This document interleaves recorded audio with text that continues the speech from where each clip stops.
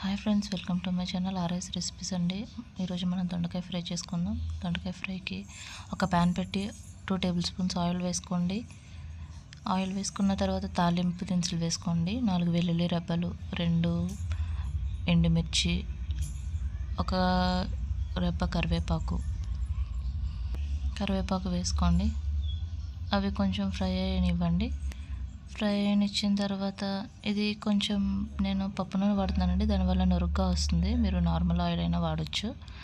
ఒక 1/2 కిలో దొండకాయలు తీసుకోండి. దొండకాయలు తీసుకొని ఆ ఫ్రైలో వేసుకోండి. ఆ తాలింపు ఆ దొండకాయలు కలిపేటట్టు మిక్స్ చేసుకోండి. దానివల్ల తాలింపు అనేది మాడిపోకుండా ఉంటుంది. మొత్తం మిక్స్ చేసుకోండి.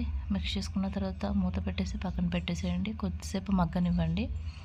ఈ విధంగా మగ్గిన తర్వాత ఒక టీ స్పూన్ సాల్ట్ అండ్ ఒక 1/2 టేబుల్ స్పూన్ పసుపు వేసుకోండి. మొత్తం మిక్స్ చేయండి. మొత్తం దొండకాయలకి కలిసేటట్టు మిక్స్ చేయండి.